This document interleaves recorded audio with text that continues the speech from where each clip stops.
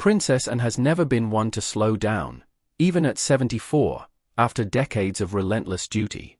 Her recent accident at Gatcombe Park has sparked questions about her endurance. From a near-fatal kidnapping attempt to brutal equestrian falls, she has always pushed through without complaint. But now, for the first time, she has admitted something that challenges her unshakable image. Is this the moment she finally acknowledges her limits? Will she continue defying expectations, or is change inevitable? And what does this mean for the future of the monarchy? Princess Anne has always been known as the hardest-working royal, the one who never sought the spotlight yet carried out her duties with unwavering dedication. For years, her resilience has been almost legendary.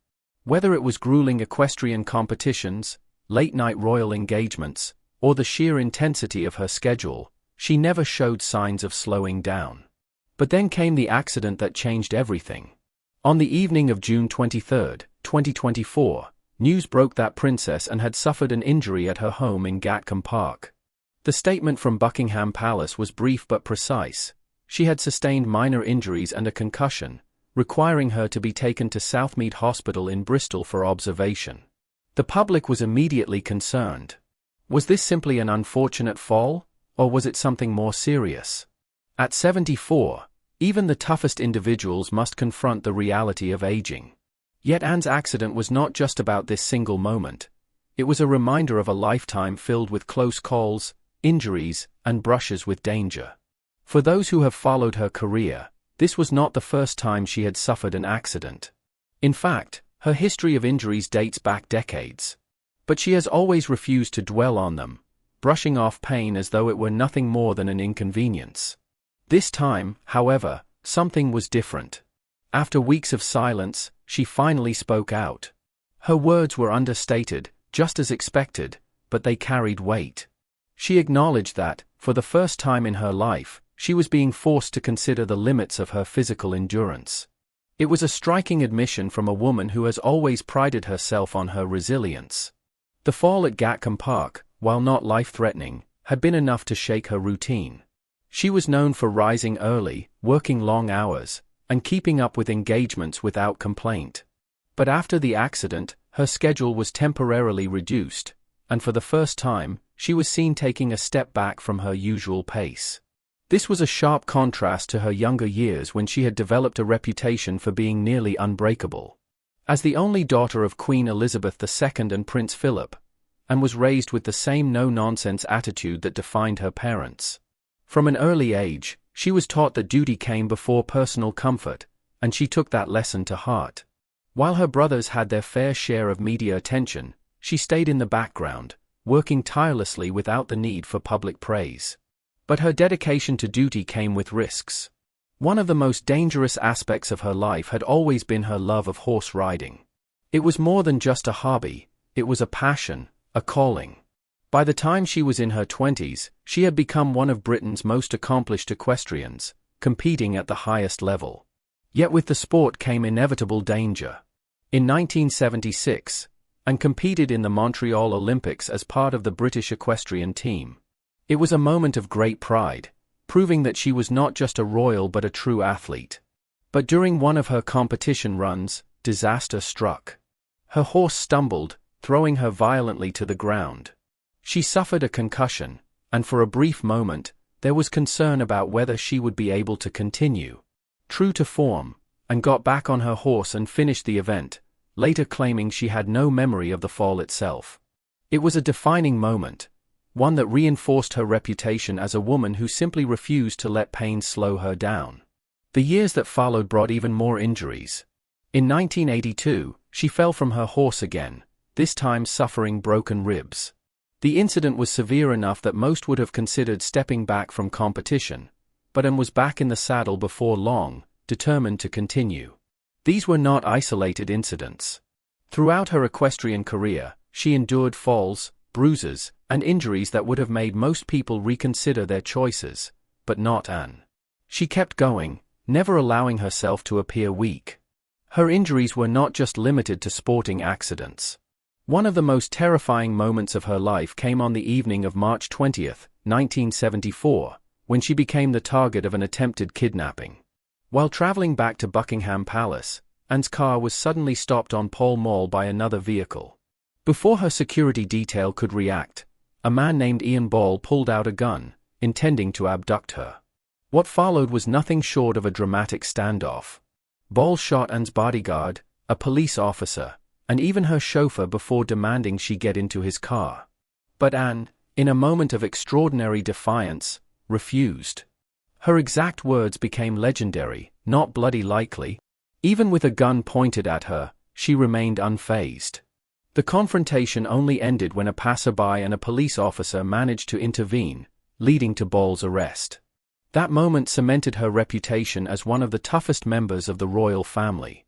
While many would have been shaken by such an ordeal, Anne returned to her duties almost immediately, never publicly dwelling on what had happened.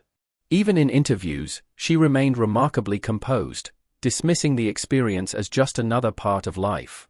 Now, at 74, the question is whether she can maintain that same level of endurance.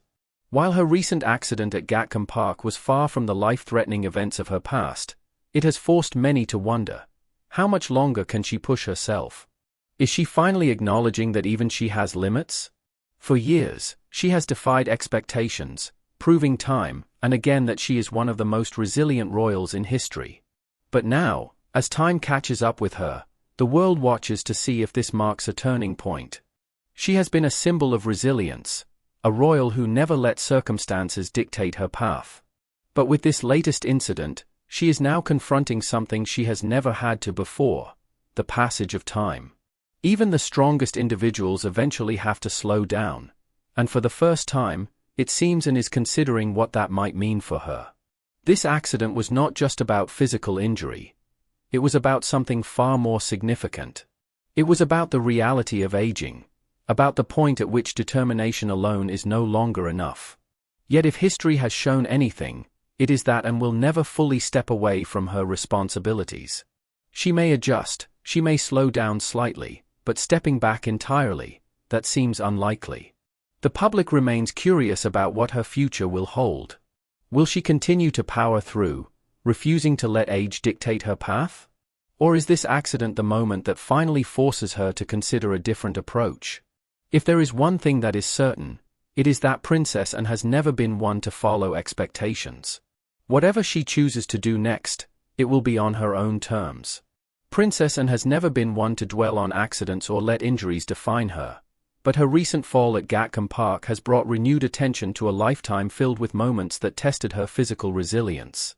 Even after this latest injury, she remained true to character, minimizing the severity of the situation, focusing instead on recovery and getting back to work. The palace had released only a brief statement about her condition, but behind closed doors, the discussion was different. Those closest to her knew that this was not just about one fall. It was about a body that had been put through decades of wear and tear.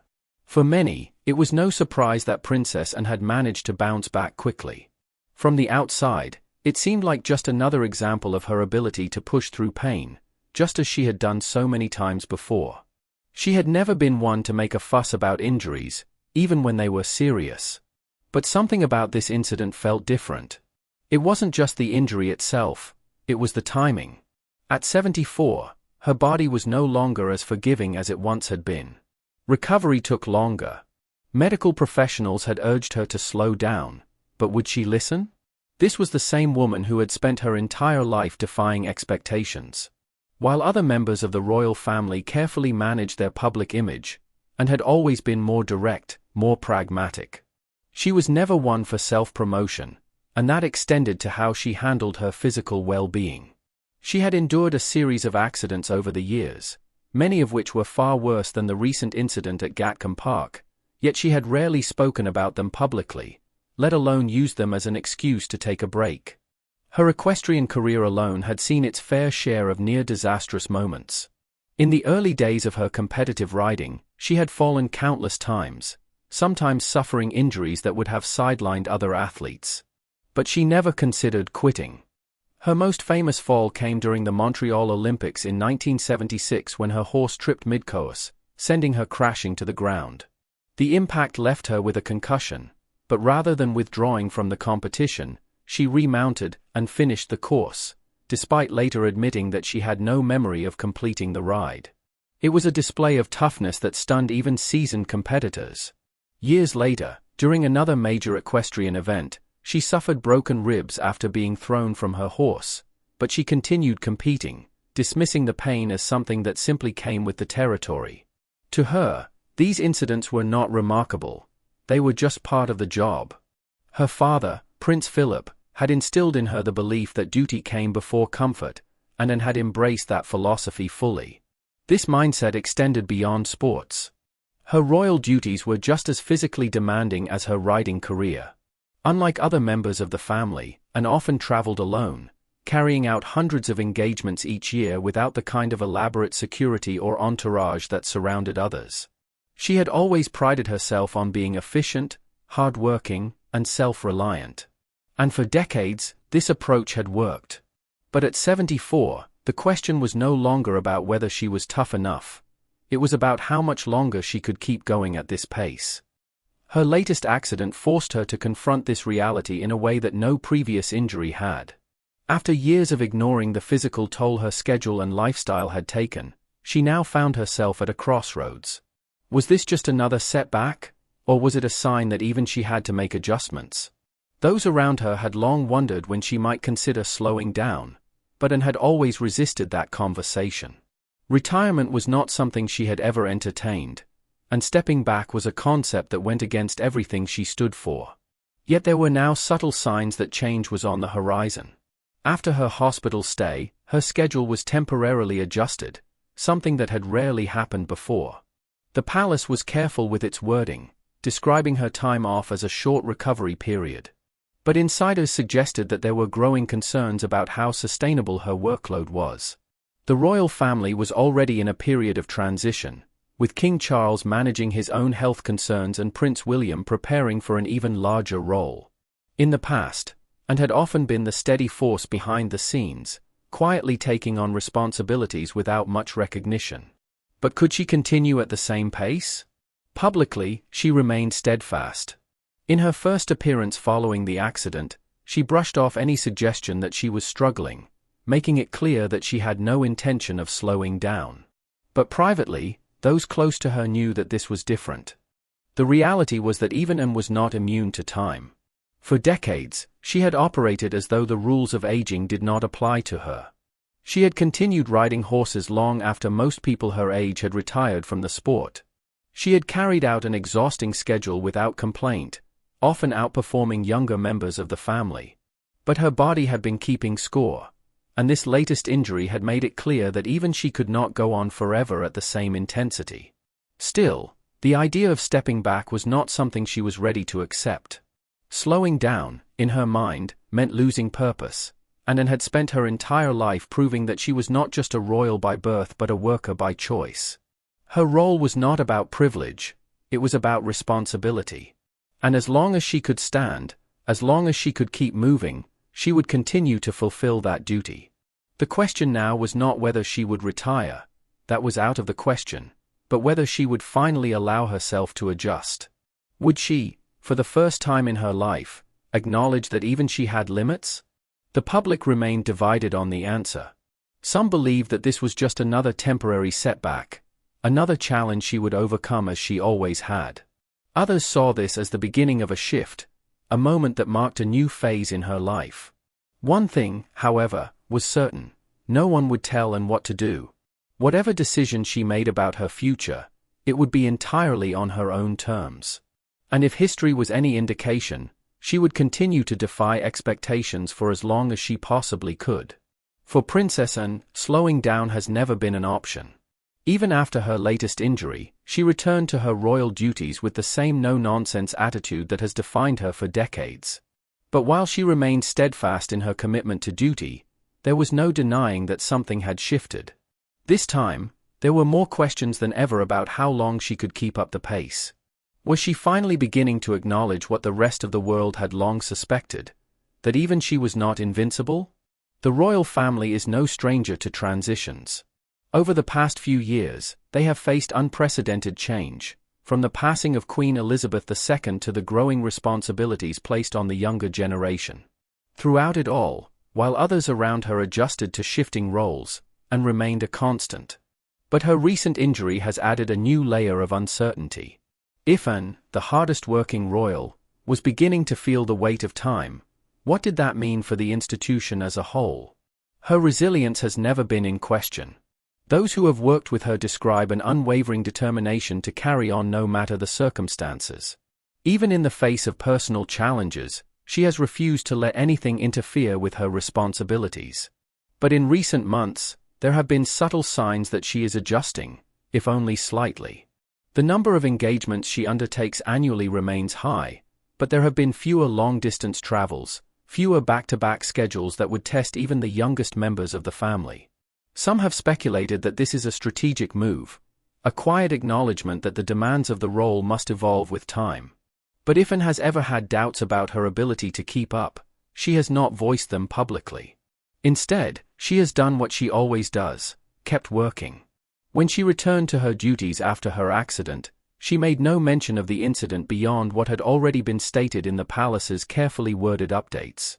There was no dramatic announcement, no indication that she saw this moment as any different from the others. For those who have followed her journey, this approach is entirely unsurprising. Anne has always been reluctant to discuss her private struggles, preferring to focus on the task at hand. Even when she was younger, during some of the most physically demanding years of her life, she never allowed injuries to become the focus of her story. If she fell, she got back up. If she was hurt, she carried on. That was simply her way. This determination was evident from the beginning.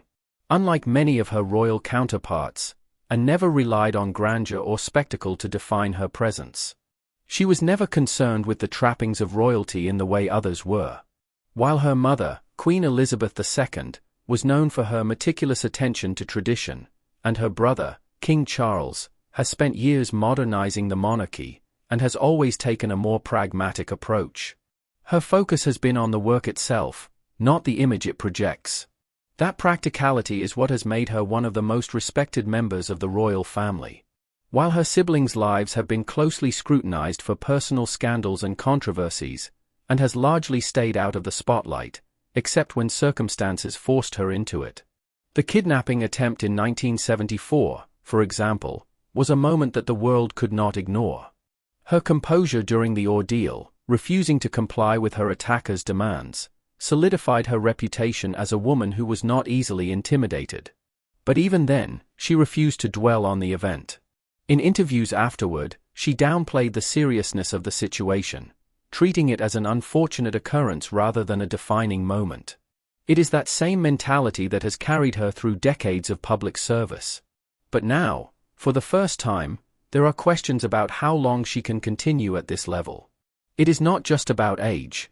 It is about the cumulative toll of everything she has endured. The physical demands of years spent riding, the long hours of travel and engagements, and the pressure of being one of the monarchy's most dependable figures. Her family has already undergone significant changes, and whether she is ready to admit it or not, she may be facing one of her own. King Charles, now in his 70s, is facing his own health concerns. Prince William is preparing for an even greater role in the future of the monarchy. The burden of responsibility is shifting, and Anne, despite her insistence that she will not slow down, is inevitably a part of that transition. For the public, the question is no longer whether Anne is capable. Her record speaks for itself. The real question is how she will choose to navigate the years ahead. Will she allow herself to take a step back, even slightly, or will she continue as she always has, pushing forward no matter the cost? If her history is anything to go by, the answer is clear. Anne has never been one to follow the expected path. She has always made decisions based on what she believes is right, not what others think she should do. And while recent events may have forced her to consider her physical limits in a way she never has before, that does not mean she is ready to stop. For now, she remains as committed as ever. Whether that commitment will eventually require adjustments is something only time will reveal, but one thing is certain. If and when she does decide to make changes, it will be on her own terms. Princess Anne's approach to life has always been one of quiet resilience. While others in the royal family have faced public scrutiny for their personal struggles, she has managed to maintain a level of privacy that few can achieve. But as the conversation around her future grows, so does the realization that even the most unshakable figures must eventually confront change. For years, Anne's presence in the monarchy has been defined by her ability to keep going, no matter the circumstances. But with the landscape of the royal family shifting, the question now is not just about how much longer she can maintain her pace, but whether she should. In a family where duty is everything, and has long been the one person who seems to embody that principle more than anyone else. She has never sought the grandeur of royal life, never indulged in unnecessary attention, and never allowed personal matters to overshadow her work. Her role has been one of quiet consistency, a sharp contrast to the turbulence surrounding other members of the family. Even in times of crisis, she has remained steady, unbothered by speculation or expectation. This is perhaps why her recent accident has sparked such an unusual response. For years, Anne has been the one constant, the royal who never wavered. But as she recovers from her latest injury, there is an unspoken acknowledgement that time is moving forward, and with it, the reality of what that means for her. She has spent her entire life pushing past physical challenges, refusing to let pain or setbacks interfere with her commitments. But can she continue to ignore what others see so clearly? Her family has already begun adjusting to their own realities. King Charles, now in his mid-70s, has had to adapt to his role as monarch while managing personal health concerns. Prince William, once able to balance his royal duties with a private life, has now stepped into a position that demands more of his time and attention. As for Anne, she remains as dedicated as ever, but those around her are beginning to wonder if she too will have to reconsider how she approaches her responsibilities. There is no question that she is still more than capable. Her schedule, even after her accident, remains busier than that of most royals. She attends engagements, meets with charities, and continues her work without hesitation. But the difference now is that for the first time, there are discussions about whether her role will need to evolve. The palace has remained careful with its messaging, emphasizing her resilience rather than any potential long-term effects from her injury. But behind the scenes, there is a growing understanding that adjustments may be inevitable. The issue is not just about physical endurance. It is about the future of the monarchy itself. In recent years, there has been a noticeable shift toward a smaller, more focused royal family. With the departure of Prince Harry and the reduced role of other extended members, the core of the institution now rests on just a few individuals. Anne has been a crucial part of that foundation, taking on responsibilities that others could not. But if she were to step back, even slightly, it would raise questions about how the monarchy will distribute its workload in the years to come. Anne has never been one for sentimentality, but even she must recognize the significance of this moment. The world is changing, and so is the royal family. The demands placed on them are different from what they were in the past, and the expectations from the public are shifting. Anne has always been a firm believer in duty above all else. But what happens when fulfilling that duty requires an approach she has never taken before? Some believe that any changes will be minor, barely noticeable to the public, perhaps a reduction in overseas travel or a slightly lighter schedule. But others speculate that this could mark the beginning of a transition, one where Anne gradually takes on a more advisory role rather than an active one. It is a delicate balance, remaining committed to service while acknowledging that even the strongest individuals must adapt. For now, Anne continues as she always has. There is no indication that she plans to slow down, and if she has any thoughts about stepping back, she has not shared them publicly. But those who know her best understand that she does not make decisions lightly. If she ever does choose to adjust her role, it will not be because of public pressure or external speculation. It will be because she and she alone has decided that it is the right time. There is a kind of irony in the way this conversation is unfolding for most members of the royal family. The question of stepping back is often met with public criticism and accusations of failing their responsibilities, but for Anne, the concern is the opposite. Will she ever allow herself to do so? Even as the world watches and wonders, she remains focused on the present, uninterested in the speculations surrounding her future. It is this mindset that has made her one of the most respected figures in the monarchy. While others have been caught up in scandals, controversies, or changing public opinion, and has remained unchanged.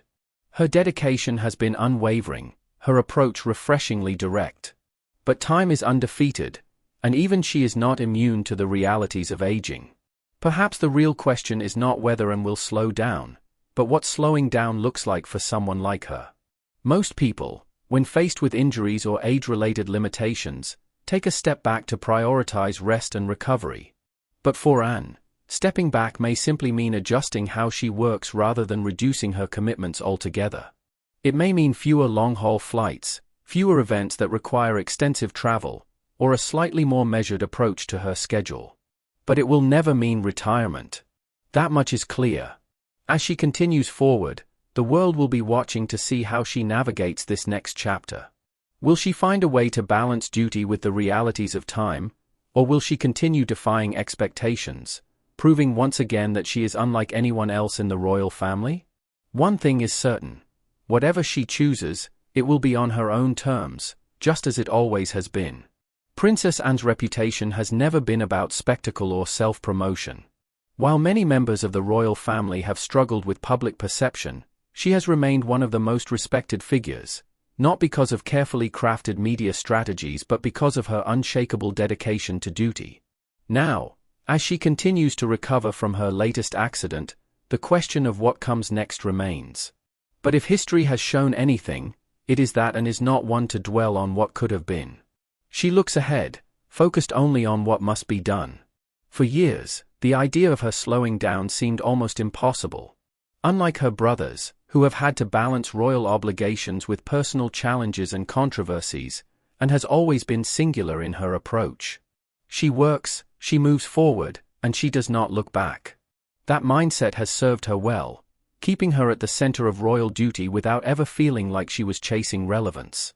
But now, after a lifetime of pushing forward, even she cannot ignore the reality of time. At 74, she remains one of the most active members of the royal family.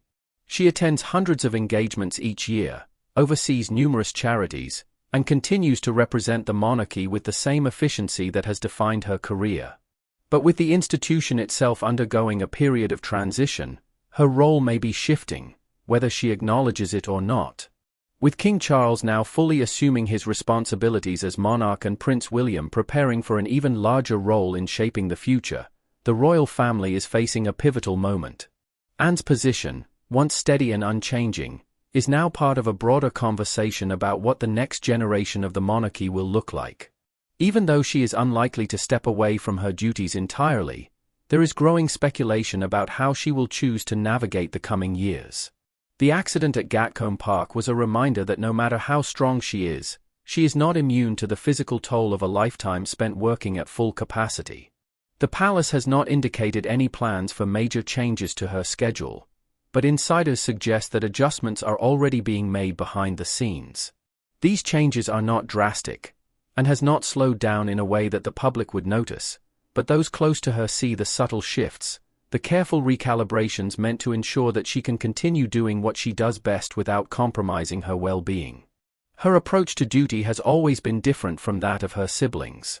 While King Charles has spent years advocating for causes and carefully managing his public image, and has never been one for elaborate messaging. She does the work because she believes in it, not because it enhances the perception of the monarchy. She has never courted popularity, nor has she allowed public sentiment to dictate how she operates.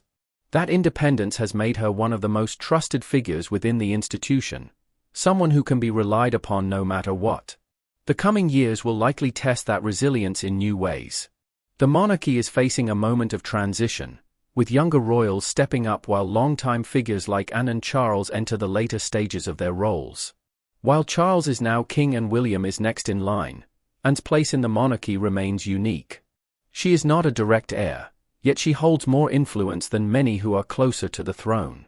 Her experience, her work ethic, and her steadfast approach to duty make her an invaluable part of the institution.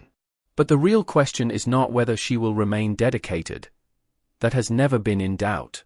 The question is how the monarchy will evolve around her. With fewer working royals, the pressure on those remaining is greater than ever. Anne's ability to step in to fill gaps where others cannot has been essential in keeping the family's public duties on track. But as she recovers from her latest injury, even she must acknowledge that carrying that weight indefinitely is not sustainable. There are no signs that she is preparing for any major shift, but there is a quiet understanding that the next few years will be different. The world is changing, and the royal family must adapt with it. And for all her resistance to change, Anne knows this as well as anyone. The key will be finding a balance that allows her to continue her work without compromising her well-being. It is a challenge she has never had to face before, but if anyone can navigate it with the same level-headed determination that has defined her career, it is her. With that, we have reached the end of today's video. If you have come this far with us, be sure to check out other videos on the channel.